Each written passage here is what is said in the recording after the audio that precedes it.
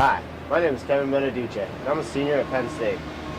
For my job shadowing assignment, I interviewed Scott Burke from Wheatfield Nursery. The interview included about a 2-hour interview and then a short tour through the nursery. I found out a lot of important information about how Scott started the nursery operations, and some issues he has faced and still faces to this day. Scott and I talked at length about my plans in the future. Essentially, we have the same goals, only in opposite order. He is a successful landscaping company and built a nursery to supply his landscaping company.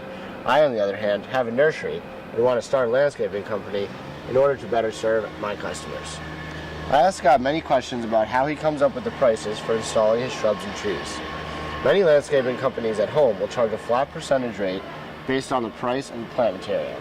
Example, 50 to 70% of the price of a shrub or tree. After looking at some of Wheatfield's prices for install, I quickly noticed that there was no set percentage to his pricing. He described to me a method in which he recorded the amount of time and manpower it takes to plant every plant, be that a shrub, tree, or perennial. Then they take this time and manpower and plug it into an estimating tool in Dynascapes. He said this prohibits under and overpricing for plant install prices. For example, a Japanese maple may cost $325, but only $150 to install because it's in a 15-gallon bucket.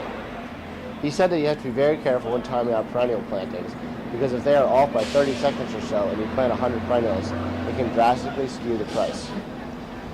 Next, Scott and I discussed the purchasing, planning, and construction of Wheatfield Nursery. He selected the property based on a few factors: availability, proximity to Scott's, and the deep, rich topsoil. We discussed the main problem he faced, obtaining a readily available amount of water. It took 3 wells before he found one that had a suitable amount of gallons per minute.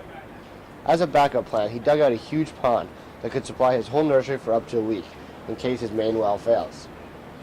This seems to be a much more problem here than compared to our nursery at home. We are in a wetland, so we did not have to dig as far to find suitable water. We also discussed pests and problems in the nursery. He built an 8-foot deer fence around the entire property and uses plastic sleeves around the trunks of young trees to combat rabbits and groundhogs. He said no serious insects have plagued his nursery, although sometimes Japanese beetles give them problems. They usually just let them defoliate the tree though. Scott and I then discussed equipment. For my company, to move our trees, we use a product called jaws attached to a skid steer.